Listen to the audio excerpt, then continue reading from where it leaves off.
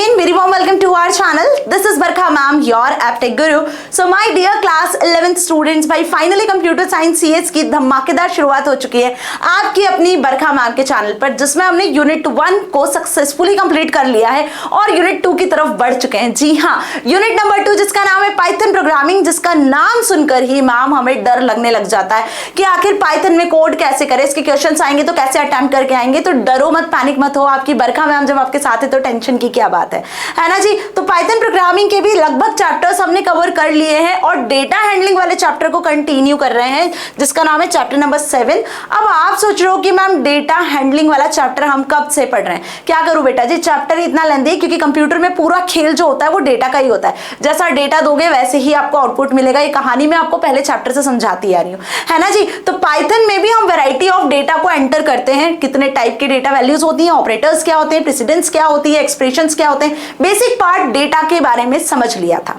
तो part 1 part 2 available है, description में लिंक है, जाके देख लेना। आज कवर करेंगे पार्ट 3 और इसी के साथ में इस चैप्टर को करेंगे यहां पर दी एंड। ठीक है जी। तो पार्ट 3 में पढ़ने वाले हैं हम स्टैंडर्ड लाइब्रेरीज फंक्शंस के बारे में, जो कि बिल्ट इन है, जिनकी वजह से पाइथन इतना ज्यादा पॉपुलर लैंग्वेज बनती चली जा रही है, ट्रेंडिंग लैंग्वेज है। साथ ही जब कोई एरर आ जाती है कोड लिखते समय, तो मैम ये एरर होती क्या है, इसको रिजॉल्व कैसे करते हैं, कितने टाइप की एरर्स होती है, ये क्वेश्चन आपके माइंड में। तो आज का सेशन सिर्फ और सिर्फ आप सभी के लिए है। ओके जी, तो स्टार्ट से लेकर एंड तक बने रहना। करते हैं शुरुआत आज के इस धमाकेदार सेशन की। अब देखो यहाँ पर class 11th CS chapter number 7 data handling, है ना, ये तो आपको अच्छे से क्लियर हो चुका है। अब जो बच्चों के पास पुरानी बुक है, सुमिता अरोरा की बुक से हमने धमाकेदार शुरुआत कर दी है, ये मैंने आपको पहले भी बताया था। सुमिता अरोरा एकमात्र ऐसी बुक जहां से आपका बोर्ड एग्जाम का क्लास 12th का भी पेपर बनेगा। सो आपने यदि सुमिता अरोरा बुक से पढ़ाई कर रहे हो तो बहुत बढ़िया बात है बेटा जी, मैं उसी से आपको पढ़ा रही हूँ, साथ में हम NCERT को भी कवर कर रहे हैं। और क्लास 11th के जितने भी टॉपिक्स आप पढ़ रहे हो ना प्रोग्रामिंग के, पाइथन प्रोग्रामिंग के, as it is class 12th में पाइथन रिविजन टूर 1 और 2 में आएंगे, तो इनको हल्के में मत लेना, क्लास 12th में भी आपसे पूछा जाएगा। तो हम क्लास 11th से ही 12th की तैयारी कर रहे हैं, है ना जी। और आज पढ़ेंगे हम स्टैंडर्ड लाइब्रेरी मॉड्यूल्स के बारे में। पाइथन पॉपुलर क्यों है, इजी टू यूज लैंग्वेज है मैम, इजी टू आप कोड कर सकते हो, अपनी लैंग्वेज में कोड लिख सकते हो, ज्यादा कोई टफ नहीं मानी जाती, हाई लेवल लैंग्वेज है, ओपन सोर्स लैंग्वेज है, प्लेटफॉर्म इंडिपेंडेंट लैंग्वेज है, बहुत सारे इसके एडवांटेजेस हैं। लेकिन ये जो एडवांटेज मैंने बताया ना आपको कि यहाँ पर बहुत सारे आपको बने बनाए फंक्शंस मिल जाते हैं, बने बनाए मॉड्यूल्स मिल जाते हैं, आपको कम कोड लिखना होता है और उनको रीयूज करना होता है अगेन एंड अगेन। अब आखिर ये है क्या मैम, ये मॉड्यूल क्या होता है, लाइब्रेरी क्या होती है, आपने अपने स्कूल में लाइब्रेरी देखी है कि नहीं, ये बताओ। देखिए ना, आपके स्कूल में लाइब्रेरी होती है जहां पे बहुत सारी बुक्स होती हैं। अब सारी बुक्स कैसे होती हैं, अरेंज्ड होती है, ऑर्गेनाइज्ड होती है। यदि कोई क्लास 10th का स्टूडेंट है, 11th का स्टूडेंट है, 9th का, 8th का, किसी भी क्लास का स्टूडेंट है, उसे कोई कंप्यूटर सब्जेक्ट की बुक सर्च करनी है तो बकायदा लाइब्रेरी में एक सेक्शन बना होता है कंप्यूटर के नाम से, है ना, एक शेल्फ होता है कंप्यूटर नाम से, जहां पे आप जाते हो, जहां आपको सारे सब्जेक्ट्स की, सारी क्लासेस की कंप्यूटर की बुक मिलती है। यदि आपको कोई नॉवल पढ़नी है, कोई स्टोरी बुक देखनी है तो उसके लिए अलग सेक्शन होता है, मैथ्स की बुक चाहिए तो उसके लिए अलग सेक्शन होता है। तो मेरी बात आपको समझ में आ रही है, जैसे स्कूल की लाइब्रेरी नहीं होती है, वहां पे अलग अलग सब्जेक्ट्स के लिए शेल्फ होते हो, वहां से आप पर्टिकुलरली उस सब्जेक्ट की बुक को एक्सेस कर सकते हो। ओके, बिल्कुल वैसे ही पाइथन क्या, कोई सी भी प्रोग्रामिंग लैंग्वेज, हर एक प्रोग्रामिंग लैंग्वेज में अपनी लाइब्रेरीज होती हैं, मतलब कुछ ऐसे फंक्शंस, ऐसे मॉड्यूल्स बने होते हैं, ऐसे सेक्शंस बने होते हैं जिसमें उनसे रिलेटेड आपको फंक्शंस मिल जाते हैं। तो libraries is a collection of modules. Libraries क्या होता है, कलेक्शन ऑफ मॉड्यूल्स। और मॉड्यूल क्या होता है, module is a collection of functions, built in functions जो पहले से बने बनाए होते हैं। ठीक है, अब फॉर एग्जांपल कि मैं आपको यहाँ पे बोलूं कि आपको कोई स्ट्रिंग रिलेटेड फंक्शन यूज करना है जो कि आपकी स्ट्रिंग की लेंथ कैलकुलेट करके दे दे। अब आप सोच रहे हो मैम स्ट्रिंग क्या होता है, वो तो अभी हम आगे आने वाले चैप्टर में पढ़ेंगे। फिलहाल सपोज मैंने बोला कि ये मेरा नाम लिखा हुआ है लाइक BARKHA, ठीक है, तो इस नाम में कितने कैरेक्टर्स हैं, इसको काउंट करने के लिए आपको एक फंक्शन बनाना है, आपको एक कोड लिखना है। तो आप क्या करोगे, इस पर्टिकुलर स्ट्रिंग को, इसको स्ट्रिंग कहते हैं, इस पर्टिकुलर नेम के में जितने भी कैरेक्टर्स उसको काउंट करने के लिए आपको कोड लिखना है। तो बेटा जी यहाँ पे आपको 10 लाइन 5 लाइन का कोड लिखने की जरूरत नहीं है ना, आप बकायदा इसको किसी वेरिएबल में असाइन करवाओगे, फिर उसको +1 से इंक्रीमेंट करवा के काउंट करवाओगे। ऐसा लंबा चौड़ा कोड लिखने की जरूरत ही नहीं है। क्यों, क्योंकि पाइथन में एक मॉड्यूल है स्ट्रिंग नाम का मॉड्यूल, जिसमें बने बनाए फंक्शंस है। तो len नाम का एक फंक्शन है जो क्या करता है, लेंथ काउंट करके दे देता है। तो अब इस फंक्शन को बस लिखना है और इस पर्टिकुलर कैरेक्टर स्ट्रिंग की, इस पर्टिकुलर नेम में जितने कैरेक्टर है उसकी लेंथ काउंट होके अपने आप आपको मिल जाएगी। तो आपने क्या लिखा, सिर्फ सिंगल लाइन ऑफ सिंगल एक फंक्शन को यूज कर लिया और इसने अपना काम कर दिया। मेरी बात समझ में आ गई? तो बेटा जी वही लाइन है यहाँ पे जो समझने की है कि other than built in functions standard libraries also provide some modules having functionality for specialized actions. तो लाइब्रेरीज जैसे स्कूल में आपकी लाइब्रेरी होती है, उसमें अलग अलग शेल्फ होते हैं, अलग अलग शेल्फ में अलग अलग बुक्स होती हैं, बिल्कुल वैसी आप समझ सकते हो कि पाइथन में भी एक लाइब्रेरी होती है जिस लाइब्रेरी में अलग अलग मॉड्यूल्स होते हैं और उन मॉड्यूल्स में फंक्शंस होते हैं। Understood this thing?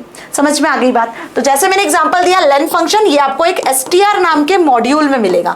str नाम के मॉड्यूल में आपको len नाम का एक फंक्शन मिलेगा। ओके, तो ऐसे बहुत सारी लाइब्रेरीज हैं जिसकी वजह से पाइथन पॉपुलर है, जो आगे आपको 12th में पढ़नी है, जैसे पेंडास लाइब्रेरी, numpy हो गया, स्कीपाई हो गया, टेंसरफ्लो हो गया, नाम तो सुने होंगे आपने, है ना जी। अब इनके काम भी देखोगे क्लास 12th में। फिलहाल हम यहाँ पे कुछ पॉपुलर मॉड्यूल्स और फंक्शंस के बारे में बात करेंगे। तो पाइथन मॉड्यूल की जो डेफिनेशन आई तो क्या लिखोगे, Python module is a file which contains some variables, constants, functions, objects etcetera defined in it which can be used in other Python program, जिनको आप as it is Python program में use कर लेते हो। इस लाइन को tick mark कर लो, important टिक कर लो, क्योंकि मॉड्यूल की यदि आपसे डेफिनेशन पूछ ली तो आपको यही लिख कर आना है। ये आपसे एमसीक्यूज में भी पूछ सकते हैं, ठीक है। So you need to first import that module. अब यदि आपको किसी मॉड्यूल को यूज करना है तो उसको सबसे पहले हमें इंपोर्ट करना पड़ता है मैम, तभी आप उसके फंक्शंस, कांस्टेंट्स, ऑब्जेक्ट्स, वेरिएबल्स का यूज कर पाओगे, ठीक है। बिना इंपोर्ट करे आप यूज नहीं कर सकते हो। आप कैसे इंपोर्ट करेंगे मैम, कौन कौन से मॉड्यूल्स होते हैं? तो आपके सिलेबस में फिलहाल आपको मैथ मॉड्यूल, स्टैटिस्टिक्स मॉड्यूल और स्ट्रिंग रैंडम मॉड्यूल, मतलब रैंडम जो वेरिएबल है उसके बारे में पढ़ना है। ये आपके सिलेबस में दिए हुए हैं, ये 3 जो कि पॉपुलर मॉड्यूल्स हैं जिनके क्वेश्चंस आपसे पूछे भी जाएंगे और जो अधिकतर यूज होते हैं कोडिंग में, ठीक है। तो सबसे पहले हम बात कर लेते हैं किस मॉड्यूल की, मैथ मॉड्यूल की। मैथ मॉड्यूल जैसा इसका नाम है, जैसे मैथ सब्जेक्ट है ना, आपको भी क्लास 11th में वो कितने बच्चे जिनके मैथमेटिक्स सब्जेक्ट है, तो मैथ सब्जेक्ट में सारे नंबर्स का खेल होता है ना मैम।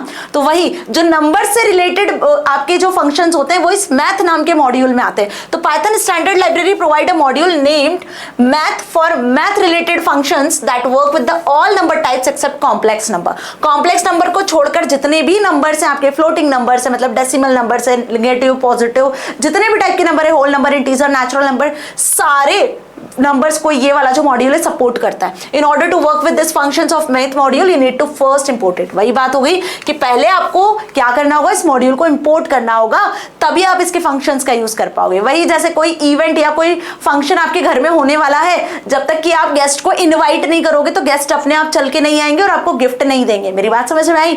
यदि गिफ्ट चाहते हो, गेस्ट को अपने घर बुलाना चाहते हो, एंजॉय करना चाहते हो, तो पहले आपको इन्विटेशन देना होगा, बाकायदा उनको इन्वाइट करना होगा, तब वो आपके घर आएंगे। तो वैसे ही होता है, किसी भी मॉड्यूल के फंक्शंस को यूज करना चाहते हो बेटा जी, तो पहले उस मॉड्यूल को हमें इंपोर्ट करना होगा बाकायदा। तो इंपोर्ट कीवर्ड लिख के आप मॉड्यूल को इंपोर्ट करोगे। इंपोर्ट करने के बाद में आप उस मॉड्यूल का नाम लगा के, डॉट लगा के उसके फंक्शन को यूज करोगे। This is the syntax. Import math नाम के मॉड्यूल को हमने इंपोर्ट किया। अब मैथ के अंदर जितने भी फंक्शंस होंगे मैथमेटिक्स से रिलेटेड, नंबर से रिलेटेड, वो सारे मैथमेटिकल फंक्शंस को यूज करने के लिए आप इस मैथ मॉड्यूल का नाम लिख के डॉट लगा के उसके फंक्शंस को एक्सेस करोगे। जैसे कि हम बात कर ले, नंबर का स्क्वायर रूट कैलकुलेट करना है, नंबर की पावर कैलकुलेट करना है, नंबर का साइन रिटर्न करवाना है, ऐसे कुछ आपको फंक्शंस परफॉर्म करने हैं, या ऐसे कुछ आपके कोडिंग करते समय आपकी नीड है, तो यहां पर हम क्या करेंगे, मैथ वाली जो मॉड्यूल है उसको इंपोर्ट करेंगे। इंपोर्ट मैथ लिखकर, आप सपोज पावर कैलकुलेट करवानी है आपको, तो आप क्या कर रहे हो, मैथ डॉट POW से पावर फंक्शन काम करता है। A, B जो भी 2 नंबर होंगे उनकी पावर कैलकुलेट हो जाएगी। जैसे हमने यहाँ पे लिखा पावर के अंदर 3,4, तो बेटा जी 3 की पावर 4 ऑटोमेटिकली कैलकुलेट होगी। मतलब ये आपको कैलकुलेट करने की जरूरत नहीं है, इसके लिए आपको कोड लिखने की जरूरत नहीं है, आपको सिर्फ ये फंक्शन को यूज कर लेना है। तो यहाँ पे लिखा है मैथ डॉट, लेकिन इसको यूज कैसे करोगे, क्योंकि ये मैथ मॉड्यूल का फंक्शन है तो मैथ डॉट लगा के यूज करना पड़ेगा। ओके, जिस भी लाइब्रेरी के फंक्शन को, जिस भी मॉड्यूल के फंक्शन को यूज कर रहे हो, तो आंसर आपके सामने आ जाएगा 81.0। ध्यान रखना, डिफॉल्ट जो आंसर यहाँ पे जनरेट होगा वो फ्लोट में ही होगा। ओके जी, तो आगे बात समझ में अच्छे से। नाउ मैथ मॉड्यूल के अंदर जितने भी फंक्शंस होते हैं वो कौन कौन से होते हैं, एक नजर जरा यहाँ डाल लेते हैं। देखो, सील फंक्शन, सील फंक्शन का क्या काम होता है? It returns the smallest integer not less then number.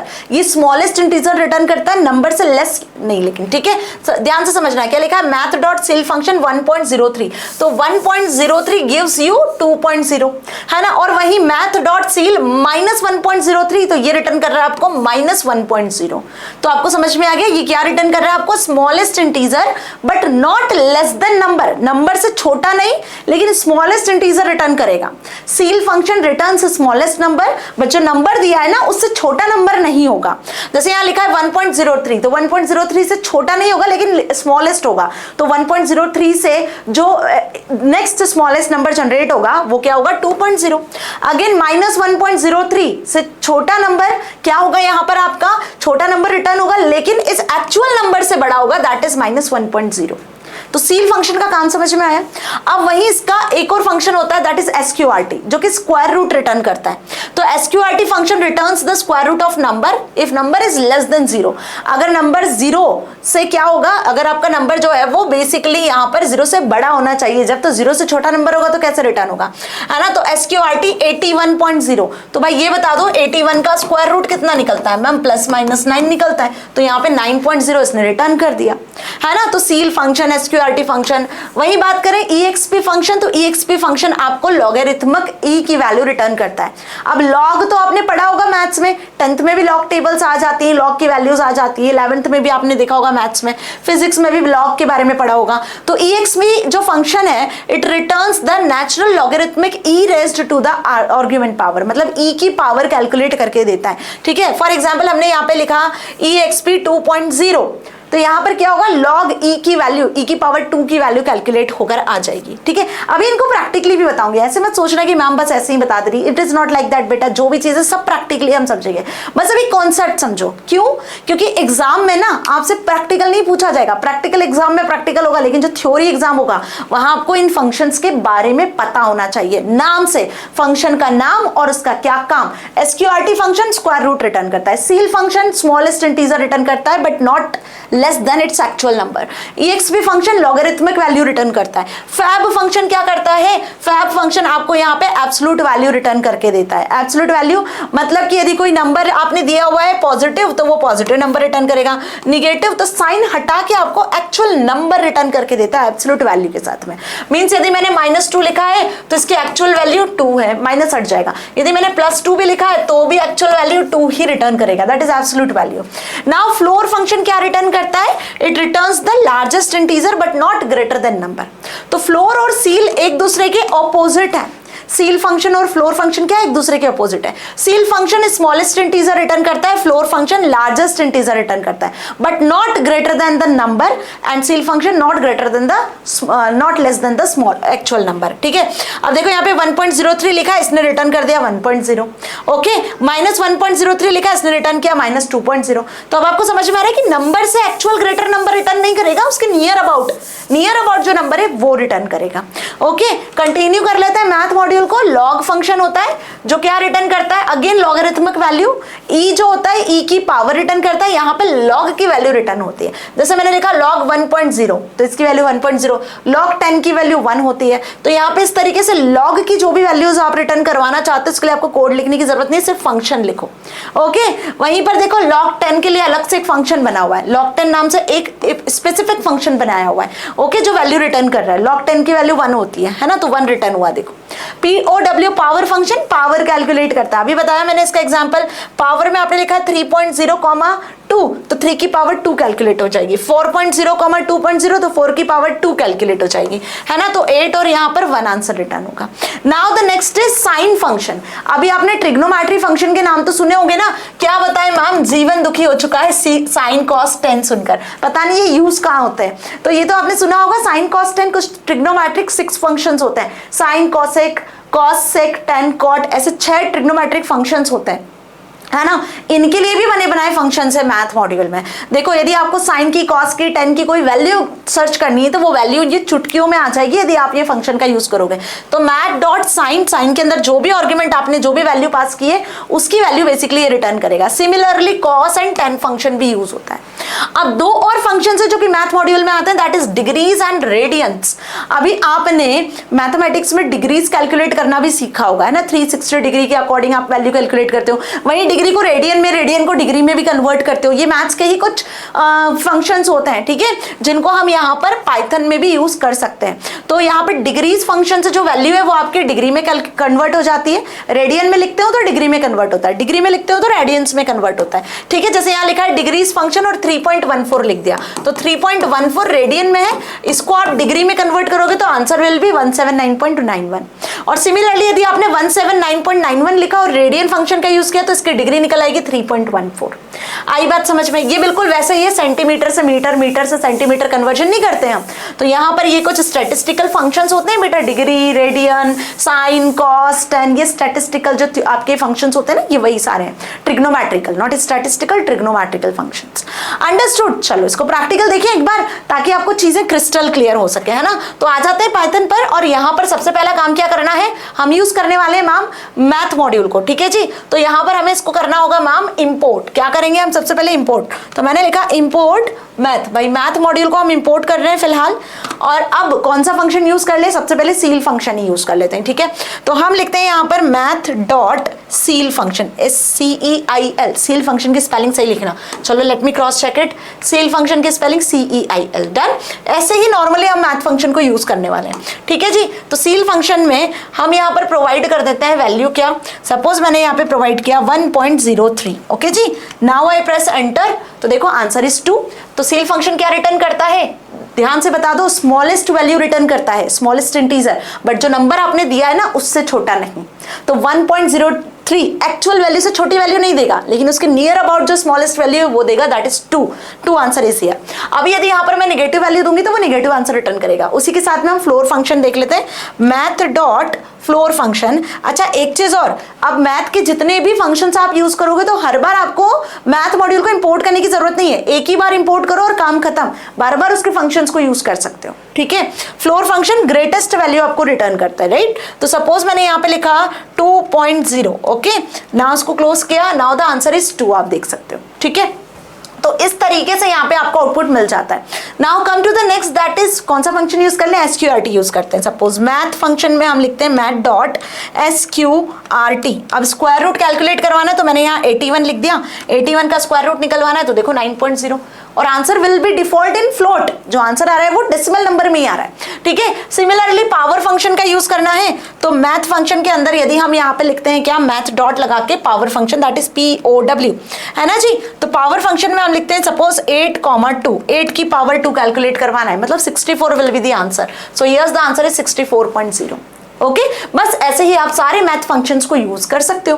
करना क्या है, मैथ डॉट फंक्शन का नाम लिखना है और जो पैरामीटर आप पास करोगे उसके अकॉर्डिंग आंसर आ जाएगा। साइन कॉस की वैल्यू चेक करना है तो वो भी कर सकते हो, मैथ डॉट साइन फंक्शन का यूज कर लिया। साइन में आपको जिसकी वैल्यू निकलवानी है, सपोज 54 की वैल्यू निकलवानी है, ठीक है, तो आंसर विल बी -0.55878, ओके। आप यहाँ पे 3 की वैल्यू, 2 की वैल्यू, साइन 1, साइन 0 की वैल्यू भी कैलकुलेट करवा सकते हो। जो आपने टेबल याद करी होगी ट्रिग्नोमेट्री की, वो सारी वैल्यूज यहाँ पे एज इट इज आ जाएंगी, क्लियर। ऐसी cos 10 की भी वैल्यू कैलकुलेट करवा सकते हो। यदि आपको एब्सोल्यूट वैल्यू रिटर्न करवानी है तो एब्सोल्यूट वैल्यू के लिए यूज करना है ABS फंक्शन, राइट। तो मैथ डॉट ABS नाम का फंक्शन यूज करोगे और इसमें आपको जो भी एब्सोल्यूट वैल्यू चाहिए, सपोज -5.3 लिखा हुआ है, okay. Now I press enter. अच्छा देखो एब्सोल्यूट वैल्यू के लिए ABS फंक्शन नहीं है, कौन सा फंक्शन है? ओके, FABS है। क्या है? FABS मैथ में। अभी ABS फंक्शन भी यूज होता है एब्सोल्यूट के लिए, वो यूज होता है पाइथन की जो लाइब्रेरीज है पेंडास वगैरह उसमें। तो यहाँ पे देखो एरर क्या आ रही है, अभी इस एरर को जरा ध्यान से समझना, क्या लिखा हुआ आ रहा है? Error, attribute error. इस एरर के बारे में मैं आपसे बात करने वाली हूँ अभी सेशन के एंड में, जब हम एरर और डिबगिंग पे आएंगे। तो एट्रीब्यूट एरर आई मतलब कि आपने मैथ फंक्शन, मैथ लाइब्रेरी का, मैथ मॉड्यूल का जो फंक्शन है एब्सोल्यूट वैल्यू के लिए, वो आपने सही से नहीं लिखा है ना। Math module has no attribute name is ABS। Math module में ऐसा कोई भी नाम का ABS नाम का कोई फंक्शन एग्जिस्ट नहीं करता है। तो इस एरर को हम यहाँ पे रिजॉल्व कर लेते हैं और अब हम सही तरीके से इसका यूज करते हैं, that is math dot FABS, है ना, FABS याद रखना फंक्शन का नाम। और सपोज मैंने यहाँ लिखा 2.5, then it returns its absolute value like 2.5, understood. या एट्रीब्यूट एरर समझ में आ गई, किसी मॉड्यूल में जब कोई फंक्शन एग्जिस्ट नहीं कर रहा है तो बकायदा उसने एट्रीब्यूट एरर शो कर दिया। Clear, understood. चलिए तो बढ़ जाए आगे, हम सारे फंक्शंस अच्छे से समझ में आ चुके हैं। नाउ लॉग फंक्शन को भी रन करके आप देख सकते हो। चलिए बढ़ते हैं आगे रैंडम मॉड्यूल की तरफ। अभी रैंडम मॉड्यूल का क्या काम होता है बेटा जी? रैंडम मॉड्यूल जो होता है ना वो रैंडम नंबर्स को जनरेट करने के लिए यूज होता है। इसके भी कुछ अपने बने बनाए फंक्शंस है। सो Python is a module namely random that provides random number, जो कि रैंडम नंबर जनरेट करता है। A random number is simply words means a number generated by chance. Random number होते क्या है ये भी बच्चों को डाउट होता है। जो बाय चांस नंबर जनरेट हो जाते हैं रैंडमली वो रैंडम नंबर होते हैं, है ना। जैसे 1, 5, 9, 10 रैंडमली जो नंबर आ गया वो आपका रैंडम नंबर कहलाते हैं। So to use random number generation in your Python program you first need to import random module. Again अब हम दूसरे मॉड्यूल के बारे में बात कर रहे हैं, मैथ मॉड्यूल की बात नहीं कर रहे हैं, रैंडम मॉड्यूल की। सो इंपोर्ट करेंगे रैंडम मॉड्यूल को पहले। अभी रैंडम मॉड्यूल को इंपोर्ट करने के बाद में रैंडम मॉड्यूल के 3 फंक्शन है। एक रैंडम फंक्शन है, एक रैंड इंट फंक्शन है और एक है रैंड रेंज फंक्शन, जहां पे स्टार्ट, स्टॉप और स्टेप आपको 3 चीजें देनी होती है। जब बात कर रही हूं मैं रैंडम फंक्शन की तो it returns a random floating point number. अभी मैथ मॉड्यूल में भी जितने भी फंक्शन थे वो सभी आपको फ्लोटिंग पॉइंट नंबर ही रिटर्न कर रहे थे, मतलब डेसिमल नंबर। रैंडम जो फंक्शन है वो भी आपको डेसिमल नंबर ही रिटर्न करेगा, फ्लोटिंग पॉइंट नंबर ही रिटर्न करेगा। इनिशियली इसकी जो रेंज होती है रैंडम नंबर जनरेट करने की वो 0.0 से बड़ी, मतलब 0 से बड़ी और 1.0 से छोटे, 0 से 1 के बीच के रैंडम नंबर आपको जनरेट करके देता है। तो 0 से greater and less than 1.0, understood. और जब आप किसी रेंज में रैंडम नंबर को जनरेट करना चाहते हो, अब आप 0 से 1 के अलावा आप चाहते हो कि 99 से 150 के बीच के रैंडम नंबर जनरेट हो जाए, तो आपको यहाँ पे इस रैंडम नाम के फंक्शन के अंदर कुछ वेरिएबल्स देने होते हैं, वो रेंज देनी होती है जिसको हम बोलते हैं रैंड इंट। रैंड इंट में आप ए और बी इंटीजर वैल्यू दे देते हो, मतलब आप रेंज दे देते हो जिस रेंज में आपको वैल्यूज जनरेट करवानी है। ठीक है जी। तो सपोज मैंने यहाँ पे लिखा रैंड इंट फंक्शन और इसमें मैंने कहा भाई 5 से लेकर 50 के बीच के रैंडम नंबर्स मिल जाएंगे। तो ये आपकी स्टार्ट रेंज हुई और ये एंड रेंज हुई जिसके बीच में आपको नंबर्स जनरेट करवाने हैं, तो रैंड इंट फंक्शन होता है। और डिफॉल्ट रैंडम नंबर क्या करता है? 0 से 1 के बीच के रैंडम नंबर्स आपको देता है। ओके, नाउ आप चाहते हो कि एक एक स्टेप बाय स्टेप स्कीप होकर नंबर्स मिले, मतलब 5, 5 फिर के एक नंबर स्कीप हो, फिर उसके बाद का रैंडम नंबर। तो एक सीक्वेंस में यदि आप चाहते हो या कोई स्टेप के अकॉर्डिंग, तो आप यहाँ पे रैंड रेंज नाम के फंक्शन का यूज करते हो जिसमें start, stop and step specify कर देते हो। तो random number generate from start, stop and with this step value. ठीक है, चलो तो इतना समझ में आ गया। चलो अब रैंडम को हम जरा प्रैक्टिकली यहाँ देख लेते हैं। जैसे हमने इंपोर्ट किया था मैथ मॉड्यूल, वैसे ही हम इंपोर्ट करेंगे किसे? इंपोर्ट करेंगे हम यहाँ पे रैंडम मॉड्यूल को। ठीक है, तो रैंडम नाम का मॉड्यूल हमने यहाँ इंपोर्ट कर लिया है। अब रैंडम मॉड्यूल में ही हम एक रैंडम फंक्शन को यूज करने वाले हैं। तो random dot random function use करोगे, ब्लैंक। अभी मैंने यहाँ कोई भी पैरामीटर पास नहीं किया है। ठीक है, random dot random function call कर लिया, जैसे मैथ डॉट SQRT कॉल किया था, मैथ डॉट पावर फंक्शन को यूज किया था, बिल्कुल वैसे एक रैंडम नंबर 0 से 1 के बीच में जनरेट होकर आपको शो होगा। So here's the answer is 0.14। एक रैंडम नंबर जनरेट हो गया। आई बात समझ में, है ना। आप ऐसी किसी रेंज में रैंडम नंबर को जनरेट करना चाहते हो तो this is again possible. Random dot random function के अंदर रैंड इंट फंक्शन है ना, रैंड इंट फंक्शन के अंदर क्या करेंगे हम यहाँ पे ए और बी रेंज दे देंगे। सपोज 5, 10 इसके बीच में मुझे क्या चाहिए? रैंडम नंबर जनरेट करना। नाउ आई प्रेस एंटर, तो 5 और 10 के बीच में 7 एक रैंडम नंबर जनरेट करके उसने दे दिया। यदि आपको एक सीक्वेंस में रैंडम नंबर जनरेट करवाने हैं तो रैंड रेंज नाम के फंक्शन को यूज करेंगे। तो हमने यहाँ लिखा random dot rand range function, है ना, बहुत ध्यान से समझना। ठीक है, रैंड रेंज फंक्शन में आपको क्या देना होगा? रेंज। सपोज 5 से लेकर 10 के बीच में या 50 काउंट कर लो। ठीक है, 5 से 50 के बीच में एक एक स्टेप या 2-2 स्टेप के साथ में आपको रैंडम नंबर जनरेट करना है। तो 5 से 50 के बीच में 2-2 स्टेप छोड़कर कोई सा भी रैंडम नंबर यहाँ पे आपको जनरेट होकर शो होगा। So here's the answer is again 7। देखो, ठीक है, 5 से 50 के बीच में। अंडरस्टूड। तो अब आपको समझ में आ गई बात कि रैंडम फंक्शन को यदि कॉल करोगे तो रैंडम फंक्शन आपको 0 से 1 के बीच में एक रैंडम नंबर देगा, और यदि किसी रेंज के बीच का चाहिए, 5 से 10 के बीच का चाहिए था तो 7 मिल गया, रैंड इंट फंक्शन का कॉल किया। और यदि आपको एक रेंज में से रैंडम नंबर जनरेट करवाना है, 5 से 50 के बीच में 2-2 स्टेप्स के साथ नंबर है, 5 है, फिर 7 है, फिर 9 है, फिर 11 है, ऐसे 50 तक नंबर है, उनके बीच का कोई रैंडम नंबर चाहिए तो वो भी यहां मिल गया। अंडरस्टूड, समझ में आ गई बात। प्रैक्टिकली मैंने आपको यहाँ पे रैंडम मॉड्यूल को कैसे यूज करना है वो भी बताया ना। Third module is statistics module. अब ये क्या होता है मैम, स्टैटिस्टिक्स मैथ्स में आपने पढ़ा है, 10th में भी पढ़ा होगा, मीन मॉड मीडियन पढ़ा है ना, वैसे ही अब 11th में भी आप स्टैटिस्टिक्स पढ़ोगे। तो बेटा पाइथन आपको बने बनाए स्टैटिस्टिकल फंक्शन भी दे देता है, आपको कैलकुलेशन की जरूरत ही नहीं है, आपको मीन निकालने की जरूरत नहीं है, मॉड निकालने की जरूरत नहीं है, बस मीन मॉड मीडियन नाम के बने बनाए पाइथन में आपको मिल जाते हैं फंक्शंस। अभी इनको यूज कैसे करेंगे, तो इसके लिए इंपोर्ट करोगे स्टैटिस्टिक्स मॉड्यूल को। मैथ फंक्शन को यूज करना है तो मैथ मॉड्यूल इंपोर्ट कर लिया मैम, है ना। वहीं आपको यदि रैंडम नंबर जनरेट करवाना है तो रैंडम मॉड्यूल को इंपोर्ट किया। अभी स्टैटिस्टिक्स के फंक्शंस को यूज करना है मीन मॉड मीडियन को, तो आप स्टैटिस्टिक्स मॉड्यूल को इंपोर्ट करोगे और फिर उसके 3 फंक्शन है, यहाँ पे मीन मॉड मीडियन के नाम से दिए हुए 3 फंक्शन है, उन फंक्शंस को आप यूज कर सकते हो। अभी मीन क्या होता है, जितने भी नंबर्स हैं उन सबका टोटल कर देता है divide by number of observation, तो वो मीन निकल आता है। जैसे आपके 5 सब्जेक्ट के मार्क्स है, suppose 60 plus 90 plus 50 plus 40 plus 80। अब इनका यदि आपको एवरेज निकलवाना है, मीन निकलवाना है, तो क्या करोगे आप, सबको टोटल करके 5 से डिवाइड कर दोगे, तो इसी को तो मीन कहते हैं, ठीक है। और यदि मॉड निकालना होता है तो किन 2 सब्जेक्ट में सेम नंबर है, आपके जो फ्रीक्वेंसी सबसे ज्यादा बार रिपीट हो रही है उसको कहते हैं मैम मॉड। सपोज आपको 2 सब्जेक्ट में 50-50 नंबर है, तो कौन से नंबर है जो रिपीट हो रहे हैं, मार्क्स 50, तो मॉड क्या कैलकुलेट हो गया बेटा जी 50, है ना। और वही बात करें यदि मीडियन की, तो मीडियन है जैसा इसका नाम वैसा इसका काम, सीक्वेंस में से मिड वाले नंबर को काउंट करके आपको देता है, निकाल के देता है कि मिड में कौन सा नंबर आ रहा है। अंडरस्टूड, बात समझ में आई। तो इसके लिए मीन मॉड मीडियन 3 वैल्यूज को हम यहाँ 3 फंक्शंस को यूज करते हैं। मीन एवरेज रिटर्न करता है, मीडियन मिडिल वैल्यू रिटर्न करता है, और मॉड आपको रिपीटेड वैल्यू को रिटर्न करता है, एक सीक्वेंस में जो वैल्यू रिपीट हो रही है। कैसे यूज करना है, ये एग्जांपल आपके सामने है। एक सीक्वेंस यहाँ पे यूज किया हुआ, इंपोर्ट कर लिया स्टैटिस्टिक्स मॉड्यूल को। सीक्वेंस यहाँ पे 5 6 7 5 6 7 5 5 करके लिखा हुआ है। मीन कैलकुलेट करवाया तो 8.25 आया, मीडियन कैलकुलेट करवाया तो 6.0 आया, मॉड कैलकुलेट करवाया तो 5 आ गया।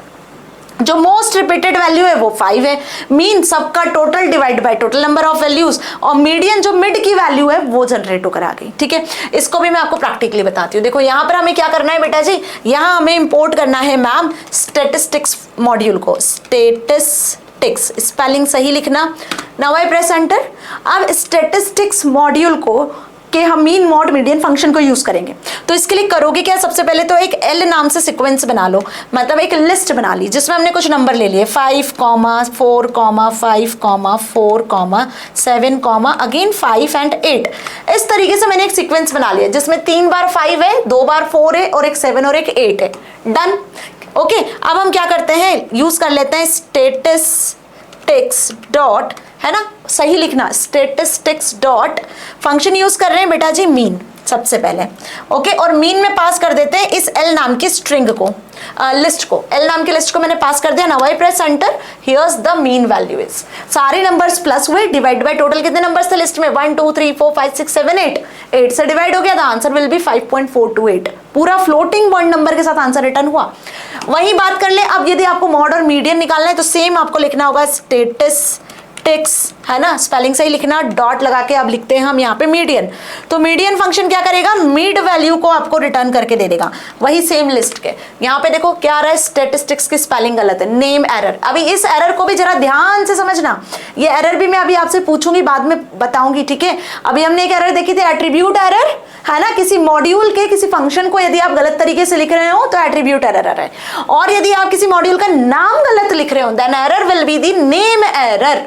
स्टैटिस्टिक्स मॉड्यूल के नाम डिफाइन नहीं है जिसके फंक्शन को आप यूज कर रहे हो। तो देखो यहाँ पे गलती हो गई थी हमसे, क्या, फंक्शन का नाम लिखने में, मॉड्यूल का नाम लिखने में, स्टैटिस्टिक्स, ठीक है, dot statistics dot mod function, कौन सा फंक्शन यूज कर रहे हैं, मॉड, और एल नाम का यहाँ पे लिस्ट पास कर दिया। नाउ आई प्रेस एंटर, तो 5 सबसे ज्यादा बार रिपीट हो रहा था, 1 2 3 टाइम 5 रिपीट हो रहा था, तो most repeated number that is 5, it returns 5, ठीक है। तो एरर भी ध्यान रखनी है, किस तरीके से एरर आ रही है, इसको रिजॉल्व कैसे किया वो भी आपको समझ में आ गया। तो अब हमने यहाँ पर मैथ मॉड्यूल, रैंडम मॉड्यूल और स्टैटिस्टिक्स मॉड्यूल समझ लिया। Now come to the next topic that is debugging. अब किसी की बुक में ये टॉपिक होगा, किसी की बुक में ये टॉपिक नहीं भी होगा। ओल्ड सिलेबस की बुक है तो उसमें मिल भी सकता है, नई सिलेबस की बुक है उसमें नहीं भी मिल सकता है, मतलब there is a chances in Sumita Arora book, old और न्यू सिलेबस बुक में, क्योंकि सिलेबस में, आपके सिलेबस में साफ साफ मेंशन किया हुआ है डेटा हैंडलिंग वाले चैप्टर में एक line debugging in Python programming language या types of error in Python programming language, और ये समझना जरूरी है, this is very important topic, ठीक है। इसे क्वेश्चन एमसीक्यूज वगैरह में आते हैं। अभी डीबगिंग होता क्या है? डीबगिंग का मतलब सिर्फ इतना होता है कि जब कोई एरर आती है, जिस एरर को हम किस नाम से जानते हैं, एरर को हम यहाँ पर बग के नाम से भी जानते हैं, ठीक है, BUG बग, अंडरस्टूड। तो जब भी कोई एरर या कोई बग आ जाती है आपके प्रोग्राम को लिखते समय, जो जनरली होता है, कभी भी कोई परफेक्टली कोड नहीं करता है ना, कोई बहुत अच्छा एक्सपर्ट प्रोग्रामर भी होगा तो उससे भी गलतियां होती है बेटा, no one is perfect, understood. तो जब आपके प्रोग्राम में कोई एरर आती है तो उस एरर को सॉल्व करने की प्रोसेस को कहते हैं डीबगिंग। तो बग को सॉल्व करना डीबगिंग कहलाता है, अंडरस्टूड। तो वही लाइन लिखी हुई है, debugging in simple English means to remove bugs from the program और removes error from the program. Error causing disruptions in the program running और producing right output is a program bug, है ना। कोई भी error तब आती है जब आपके प्रोग्राम में कुछ गलत आपने या तो डेटा इनपुट दिया होता है, ये बग्स जनरली तभी आती है। तो हमारा काम होता है कि इन बग्स को सॉल्व करना। अब इस सेक्शन में बेसिकली हम क्या पढ़ेंगे, कितने टाइप्स के एरर्स है। डीबगिंग समझने के पहले एरर्स समझ लेंगे कि आखिर एरर्स है क्या मैम। तो एरर क्या होती है? एरर को कहते हैं bug, anything in the code that prevents a program from compiling and running correctly. आपके प्रोग्राम को रन करने से जो रोकता है, आपके प्रोग्राम को कंपाइल और इंटरप्रेट होने से जो रोक रहा होता है, वही एरर, वही बग कहलाता है मैम, ठीक है। और इस बग को सॉल्व करने के लिए हम डीबगिंग का यूज करते हैं। तो अभी आपको डीबगिंग, बग और एरर, इसमें प्रॉब्लम नहीं होगी, होपफुली अच्छे से समझ में आ गया। Now program bugs are catastrophic in their effects while others are comparatively less harmful और still others are so unclear that you will ever discover them. Okay, so broadly देखा जाए तो 3 टाइप की एरर्स होती हैं, that is compile time, run time and logical errors, जिनको solve आप आसानी से कर सकते हो। ऐसा नहीं कि एरर आ गई तो अब बैठ गए कि मैम एरर आ गई अब क्या करें, अब तो कुछ नहीं कर सकते हम। बेटा एरर्स को सॉल्व करना भी हमारा ही काम होता है ना, जो प्रोग्रामर्स होते हैं, जो कोड लिखते हैं। तो अब कितने टाइप की एरर होती है, जब तक एरर को समझोगे नहीं तो उसको सॉल्व कैसे करोगे। अब ऐसे बहुत से बच्चे होते हैं जिनके कोड में एरर आ जाती है, उन्हें एरर के बारे में पता ही नहीं कि एरर किस चीज से रिलेटेड है। इसलिए अभी जो एरर आई थी मैंने आपको क्लियर कहा, एट्रीब्यूट एरर, नेम एरर, अभी हम इनके नाम पढ़ेंगे। तो इसलिए मैंने आपको ये चीज बताई है साफ साफ कि बेटा एरर भी पता होना चाहिए कि एरर क्या है, तब तो उसको रिजॉल्व करोगे। और यदि एरर के बारे में पता ही नहीं है तो कैसे उसको सॉल्व कर पाओगे। तो एरर 3 टाइप की होती है, पहली होती है कंपाइल एरर, दूसरी होती है सिंटेक्स एरर और थर्ड होती है run time error, logical error and run time, सभी समझेंगे, ठीक है। कंपाइल एरर क्या होती है? जब आप अपने प्रोग्राम को कंपाइल करते हो। अब देखो पाइथन तो इंटरप्रेटेड लैंग्वेज है मैम, तो आपके यहाँ पे कंपाइलर की जगह क्या यूज होता है पाइथन में? इंटरप्रेटर। तो इंटरप्रेटर इंटरप्रेट कर रहा होता है। तो जब आपका प्रोग्राम रन हो रहा है, जब आपका प्रोग्राम कंपाइल हो रहा है, एग्जीक्यूट हो रहा है, तो उस टाइम पे जो एरर आती है, कंपाइल टाइम पे जो एरर आती है, वो बेसिकली आपकी कहलाती है कंपाइल टाइम एरर। और ये 2 कैटेगरीज में आती है, ठीक है। पहली होती है इसमें सिंटेक्स एरर, क्योंकि सबसे पहली चीज तो ये है कि पाइथन के भी कुछ अपने सिंटेक्स होते हैं, है ना। जैसे फॉर एग्जांपल कि मैं करूं बात, आपको प्रिंट करवाना था हेलो, ठीक है। अब आपने यदि पाइथन में प्रिंट स्टेटमेंट स्मॉल लेटर्स में लिखा है तो आउटपुट आपको मिल जाएगा। लेकिन वही यदि आपने कैपिटल प्रिंट लिख दिया, क्या लिख दिया? कैपिटल प्रिंट, तब यहाँ पे जनरेट होगी एक एरर और उस एरर का नाम होगा सिंटेक्स एरर। वाई?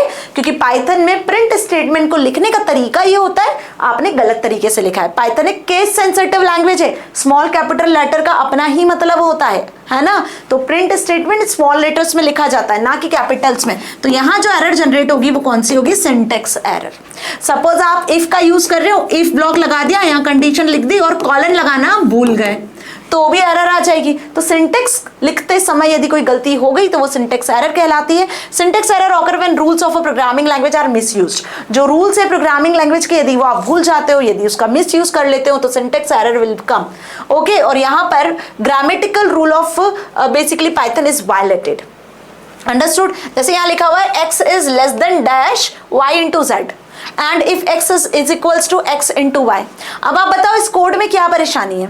यहाँ पर ये जो यूज हो रहा है ना, इज लेस देन, ये बेसिकली इक्वल होना चाहिए। क्या होना चाहिए? इक्वल। कि आप इस स्टेटमेंट को इस x में असाइन कर रहे हो तो असाइनमेंट ऑपरेटर होना चाहिए। अभी असाइनमेंट ऑपरेटर की जगह ये यूज कर लिया तो एरर तो बनी बात है ना कि आएगी सही। So this 2 statement will result in syntax error because this is not an assignment operator, जो कि ये होता है, अंडरस्टूड। तो यहाँ पर आप जो करेक्ट स्टेटमेंट लिखोगे वो ये होगा। और एक चीज और मैंने बताई कि इफ के बाद लगता है क्या यहाँ पे? कॉलन। कॉलन लगाए क्या? नहीं लगाए ना, तो colon is again missing, colon भी मिसिंग है ना, तो करेक्ट स्टेटमेंट इज दिस, यहाँ पे आ जाएगा इक्वल साइन, यहाँ आ जाएगा कॉलन। अब एक बात जो मैं बताने जा रही हूँ वो कान खोल के सुन लो। क्या मैम? वो ये बेटा कि एग्जाम में जो क्वेश्चंस आपके बनते हैं वो ऐसे ही आते हैं, आपको कोड दे दिया, बताओ एरर क्या है और इस एरर को रिजॉल्व कैसे करोगे और कौन सी टाइप की एरर है। कॉम्पिटेंसी बेस्ड टाइप क्वेश्चंस इसको कहते हैं। आपको सेम क्वेश्चन दे दिया इस तरीके का, ये आपको कोड दे दिया और पूछ लिया इस क्वेश्चन में कि how to resolve the error और which type of error will come while you run this code. जब आप इस कोड को कंपाइल करोगे तो कौन सी एरर आएगी और how to solve this, identify the error. इस टाइप के क्वेश्चन एग्जाम में आते ही आते हैं, इनके बिना पेपर नहीं बनता है। ठीक है, तो ये क्या कहलाती है हमारी सिंटैक्स एरर्स। ओके, अगली आती है इसमें कंपाइल एरर में सिमेंटिक्स एरर। अब ये सिमेंटिक एरर्स क्या होती है ma'am? It occurs when statements are not meaningful. आपने कुछ कोड लिखा हुआ है लेकिन वो मीनिंगफुल ही नहीं है। जब कोई लाइन मीनिंगफुल नहीं होती है तो ऑब्वियस एरर आनी है, तो वही लाइन लिखा है। जैसे यहाँ लिखा, हमने एक एग्जाम्पल से समझाती हूँ, सीता प्लेस गिटार। अब आप बताओ, ये इंग्लिश का एक सेंटेंस है, इंग्लिश में जो हम सेंटेंस लिखते हैं वही है कि सीता प्लेस गिटार। तो मैम ये तो प्रॉपर लिखा हुआ है, समझ भी आ रहा है, आराम से सही तरीके से लिखा हुआ है, तो यहाँ तो कोई एरर होनी नहीं चाहिए, तो सिंटैक्टिकली भी करेक्ट है ना जी।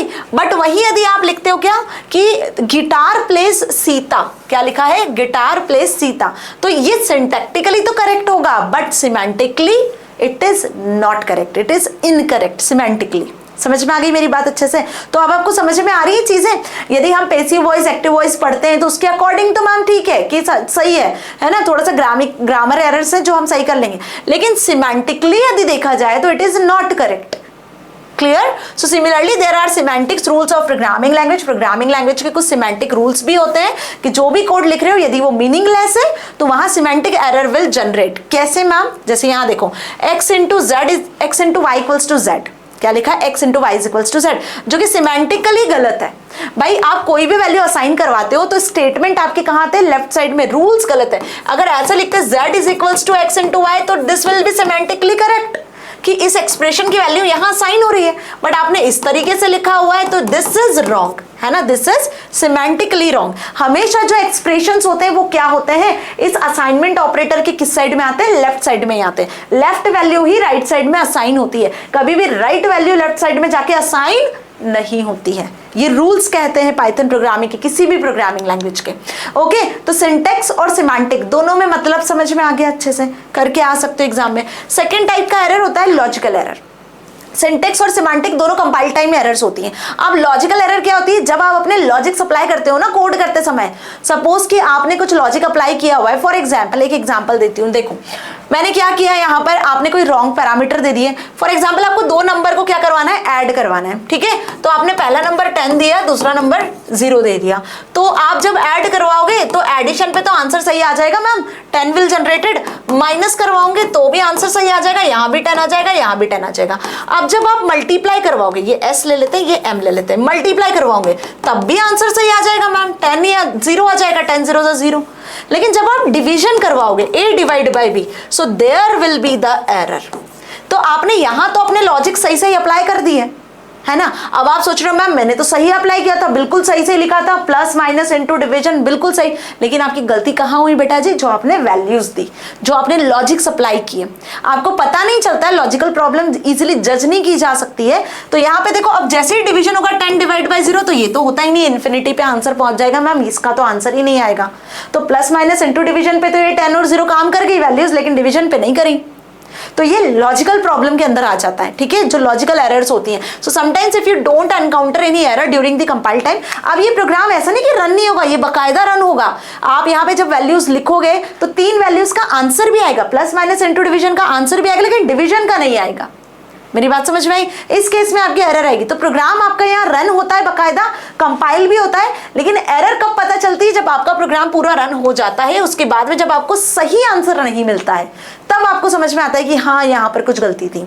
ठीक है जी। So this is because of programmers mistaken analysis of problems ही और she is trying to solve.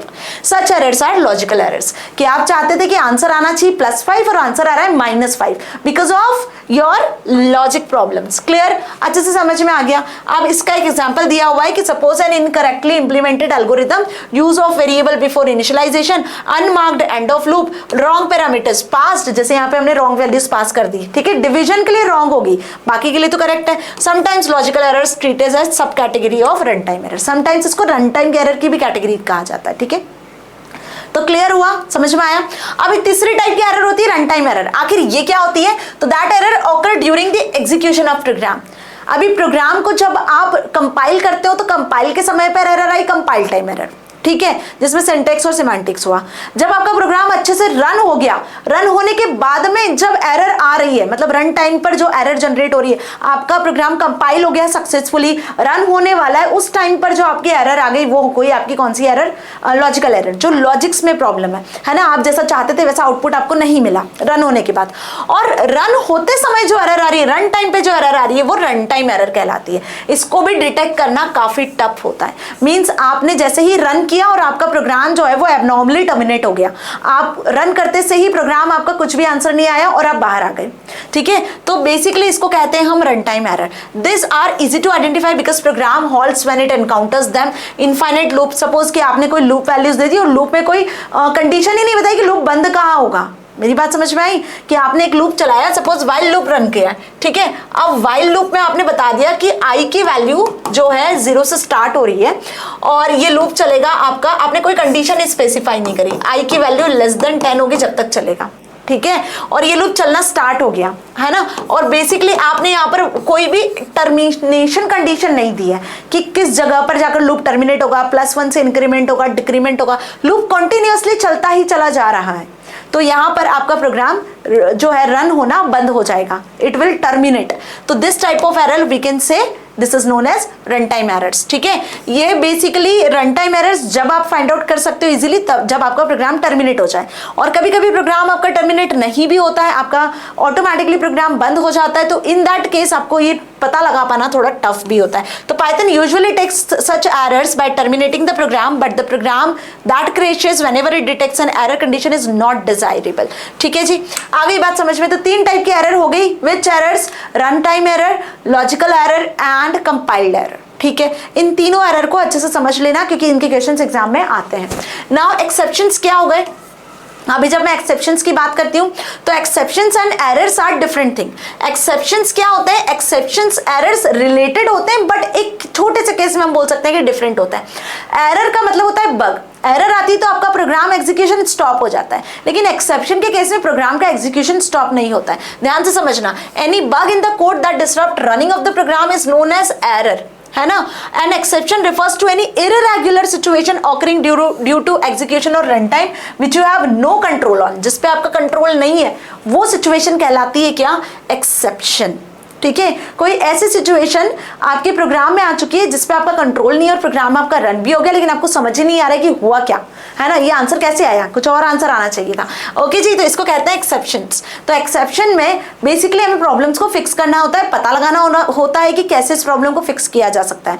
अभी एक्सेप्शन में वही, यदि मैं एग्जाम्पल लो कि किसी नंबर को आप 0 से डिवाइड कर रहे हो और डिविजन का कोड लिख दिया, बाकायदा प्रोग्राम भी रन हो गया, तो दिस इज अ सिचुएशन जिसमें आप किसी नंबर को डिवाइड कर रहे हो 0 से और answer will not come.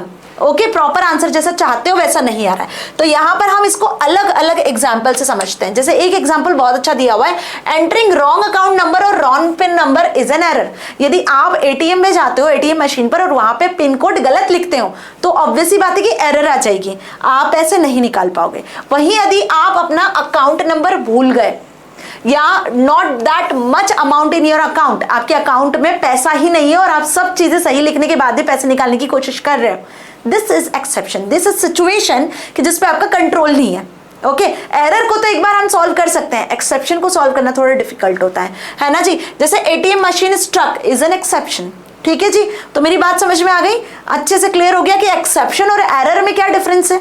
Okay जी, so we can think exception in a program as a situation that occurs during run time and you have no control on it. Suppose you write a code that opens the data file and display it contents on the screen, but the program code is syntactically correct, logical correct too. When you run this program ना, the file opening does not exist. अभी देखो कितना सही example लिया हुआ है। आपने पूरा प्रोग्राम लिखा, पूरा कोड लिखा फाइल को ओपन करवाने का, फाइल को आपको रीड करना, उसमें डेटा राइट करना है, बाकायदा प्रॉपर तरीके से सब सही लिख दिया, प्रोग्राम रन भी हो गया, लॉजिकली करेक्ट भी हो गया, लेकिन लास्ट में एक एक्सेप्शन आ गया कि भाई फाइल ही एग्जिस्ट नहीं करती है आपके सिस्टम में, जो फाइल में आप डेटा रीड और राइट करने वाले हो वो फाइल पहले से बनी ही नहीं है। तो this is exception. Okay, clear हुआ? चलिए, तो अब एक्सेप्शन क्या क्या हो सकते हैं?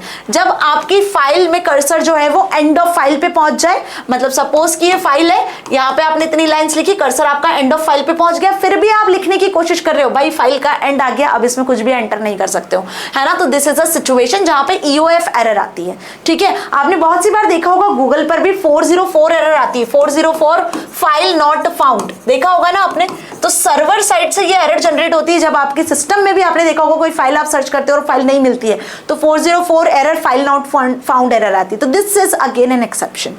IO error, that is input output error, raised when IO operations मतलब प्रिंट और built in open functions are method of a file object fails with IO related reasons, file not found और disk full, आपकी disk fill हो चुकी है, hard disk में space नहीं, फिर भी फाइल को आप सेव करने की कोशिश कर रहे हो, so this type of error will come. Name error, अभी नेम एरर तो मैंने आपको बताया था, जस्ट अभी मैंने एक एक्सेप्शन आपको बताया था नेम एरर नाम से, कि आप जिस भी आइडेंटिफायर का, वेरिएबल का या फंक्शन का नाम एक्सेस करने की कोशिश कर रहे हो और वो एग्जिस्ट ही नहीं कर रहा है। अभी मैंने बताया था आपको स्टेटिस्टिक्स नाम का हम एक फंक्शन मॉड्यूल यूज कर रहे थे, तो मैंने यहाँ पे इसकी स्पेलिंग गलत लिख दी थी, तो इस नाम का तो कोई भी मॉड्यूल एग्जिस्ट ही नहीं करता है, then name error will come. Understood? चलिए, इंडेक्स एरर, इंडेक्स एरर कब आती है? जब आप लिस्ट का यूज करते हो जिसमें इंडेक्सेस होते हैं, जैसे कि सपोज मैंने यहाँ पर एक लिस्ट बना दी 10, 20, 30 और 40, है ना, 0, 1, 2, 3 इसके इंडेक्सेस है। अब मैं 4 नंबर के इंडेक्स की वैल्यू को एक्सेस करने की कोशिश कर रही हूँ, तो भाई 4 नंबर का इंडेक्स एग्जिस्ट कर रहा है क्या? नहीं कर रहा है ना, तो what's the error will come? Index error will कम, जब इंडेक्स मैच नहीं कर रहे होते हैं, है ना। ये जनरली लिस्ट में, एरेज में, इसमें फाइंड आउट होता है। ओके जी। इंपोर्ट एरर, जब आप कोई रॉन्ग मॉड्यूल को इंपोर्ट कर रहे हो, अब मैंने लिखा इंपोर्ट मैथ मॉड्यूल, तो ठीक है वो तो इंपोर्ट हो जाएगा क्योंकि मैंने सही सही लिखा। इंपोर्ट स्टैटिस्टिक्स, गलत कर दी स्पेलिंग नाम की, तो इंपोर्ट भी क्या करता है? एरर जनरेट कर देता है। एक एक्सेप्शन यहाँ पे आ जाता है, that module will not be able to access, और यहाँ पे इस तरीके से भी एरर आती है कि when an import statement fails to find the module definition when the form import fails a name that is to be imported. ठीक है, सपोज मैंने यहाँ पे इंपोर्ट लिखा और स्टैटिस्टिक्स की स्पेलिंग रॉन्ग लिख दी, ISTICS लिख दी, तो देखो स्पेलिंग रॉन्ग है ना, तो ये इंपोर्ट क्या करेगा? इसको इंपोर्ट कर ही नहीं पाएगा, तो import error will generate. Okay. Type error, type error कब आती है? जब आप किसी रॉन्ग टाइप की वैल्यू को इंसर्ट करने की कोशिश करते हो। फॉर एग्जाम्पल कि हम क्या कर रहे हैं यहाँ पे, ध्यान से समझना, ठीक है, एक इंटीजर है और यहाँ पे स्ट्रिंग को इंटीजर में कन्वर्ट करने की कोशिश कर रहे हो। सपोज मैंने यहाँ पे लिख दिया इस str फंक्शन लगा देते हैं, ठीक है, str लगा दिया और किसी नंबर को आप स्ट्रिंग में कन्वर्ट करने की कोशिश कर रहे हो, 114s, ठीक है, या इसको आप नंबर में कन्वर्ट करने की कोशिश कर रहे हो। तो जब आप गलत डेटा टाइप को कन्वर्ट कर रहे होते हो ना, तो एरर जनरेट होती है आपकी टाइप एरर। देखो, raised when an operation of function is applied to an object and inappropriate type, है ना। अब ये बता दो, क्या स्ट्रिंग में कैलकुलेशंस करवा सकते हो? नहीं करवा सकते हो, नहीं करवा सकते हो ना। तो बेसिकली यहाँ पर इस तरीके की जो है एरर्स जनरेट होती है। नेक्स्ट होता है वैल्यू एरर। वैल्यू एरर कब आती है? जब आप कोई इनएप्रोप्रिएट वैल्यू को असाइन कर रहे होते हो। It is raised when built in operation और function receives an argument with inappropriate value. कोई फंक्शन में कोई गलत वैल्यू आपने असाइन कर दी जो होना ही नहीं चाहिए उसमें, तो वैल्यू एरर आ जाती है। जीरो डिवीजन एरर, किसी नंबर को जब जीरो से डिवाइड करते हो तो जीरो डिवीजन एरर आती है। ओवरफ्लो एरर, किसी फाइल में जगह नहीं है फिर भी आप उसमें क्या कर रहे हो? रीड और राइट करने की कोशिश कर रहे हो, then again the error will come. वही सेम चीज, किसी वेरिएबल की लिमिट फुल हो चुकी है, किसी वेरिएबल में 255 कैरेक्टर्स आ सकते हैं, उसके बाद भी आप उसमें वेरिएबल्स में कैरेक्टर्स को स्टोर करवाने की कोशिश कर रहे हो, तो ओवरफ्लो एरर आती है। ठीक है, जैसे इंटीजर की रेंज होती है, फ्लोट की रेंज होती है, रेंज से बाहर वो डेटा एक्सेप्ट नहीं करता है। की एरर कब आती है? रेज्ड व्हेन मैपिंग की is not found in existing dictionary और एग्जिस्टिंग डेटा वैल्यूज। तो डिक्शनरी में जब कीज नहीं मिल रही होती है तो कीज एरर जनरेट होती है, डिक्शनरी के साथ जनरेट होती है, ठीक है। अब इसका कुछ एग्जांपल यहाँ पे दिया हुआ है, बहुत ध्यान से समझ लो। 100 divide by 0 then 0 division error will come. 100 को 0 से डिवाइड करोगे तो 0 डिवीजन एरर ही आएगी, ठीक है। और यहाँ लिखा है कि 11ab स्ट्रिंग है, स्ट्रिंग को इंटीजर में कन्वर्ट करने की कोशिश कर रहे हो, then value error will come, ठीक है। कि ये जो वैल्यू है वो आप जो टाइप कन्वर्ट करना चाह रहे हो उस टाइप में कन्वर्ट नहीं हो पाएगी, ठीक है। चलो इसको जरा एक बार प्रैक्टिकली देख लेते हैं। सपोज मैंने यहाँ लिखा अगेन 100 डिवाइड बाय 0, ठीक है जी। देखो तो 0 डिवीजन एरर विल कम। आ गई बात समझ में? Again I am writing here, suppose int function लगा देती हूँ और इंट फंक्शन में हम क्या करते हैं, एक स्ट्रिंग दे देते हैं। सपोज मैंने लिखा 115p, ओके जी, और ब्रैकेट क्लोज कर दिया। See the value error will come, invalid literal value जिसको आप कन्वर्ट करने की कोशिश कर रहे हो इंटीजर में। आ गई बात समझ में अच्छे से कि एरर्स, अब ये एरर्स बताने का रीजन सिर्फ इतना था बेटा जी कि एरर को आप पढ़ के समझो। समटाइम्स क्या होता है, ऐसी एरर आ गई तो हम स्टक हो जाते हैं कि यार मेरा तो कोड रन ही नहीं हुआ, ये तो एरर आ गई। तो एरर को पढ़ोगे नहीं, एरर को समझोगे नहीं, तब तक कैसे एरर को सॉल्व कर पाओगे? तो वही लाइन बता रही हूं, जब आपको एरर के बारे में पता चल गया कि भाई ये एरर है, इसको इस तरीके से सॉल्व कर सकते हैं, तो इसी को तो डीबगिंग कहते हैं। तो डीबगिंग का मतलब क्या हुआ? एरर को ट्रेस करना, कोड को ट्रेस करना, कोड में कहीं कोई लाइन गलत तो नहीं है, एरर पता करना, एरर को पता करने के बाद में उसको सॉल्व करना। So most common technique to debug an error is to find the point of error and origin of error. यदि आपने एक बार इसको पता कर लिया कि एरर कहां से आ रही है तो आपका जो रिजल्ट है वो हमेशा सही आता है। और इसके लिए जो टेक्निक यूज की जाती है एरर पता करने के लिए, कोड को ट्रेस करने की टेक्निक होती है, जहां पे हम कोड को ट्रेस करते हैं, एक एक लाइन को चेक करते हैं। अब आपको चेक नहीं करना है, आप सोच रहे हो क्या मैम हम कोड लिखेंगे फिर एक एक लाइन को चेक करेंगे? ये सब इंटरनली होता है, इसके लिए एक सॉफ्टवेयर प्रोग्राम इसमें होता है। ऐसे ही नहीं, पाइथन को इंटरप्रिटेड लैंग्वेज कहते हैं। यहाँ पे इंटरप्रिटर जो होता है ना, उसका काम ही यही होता है कि एक एक लाइन ऑफ कोड को चेक करना, और चेक करने के बाद में कहीं कोई एरर होती है तो यूजर को इन्फॉर्म कर देना। अभी ये जो एरर आई ये किसने बताया? ये इंटरप्रिटर ने तो हमें जनरेट करके दी एरर, हमने थोड़ी नहीं चेक करा कि क्या एरर आने वाली है। ये इंटरप्रिटर ही आपको एरर बताता है, लेकिन हमारा काम क्या है?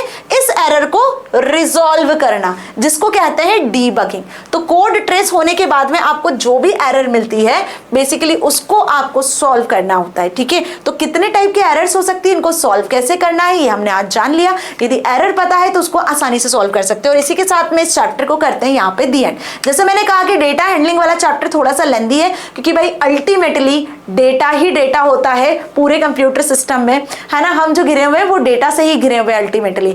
तो डेटा के बारे में जब तक नहीं पता होगा, उसमें एरर्स को कैसे रिजॉल्व करना है, कितने टाइप का डेटा होता है, तो आप आगे कोड नहीं कर पाओगे, है ना। अब डिस्कस करेंगे हम नेक्स्ट वीडियो में नेक्स्ट नए चैप्टर के साथ में। So till then stay here, stay happy, thank you so much. और हाँ, चैनल को सब्सक्राइब करना मत भूलना। डिस्क्रिप्शन में पूरी प्लेलिस्ट की लिंक है, प्रीवियस वीडियोस को जाके एक्सेस जरूर कर लेना। ओके जी, थैंक यू सो मच।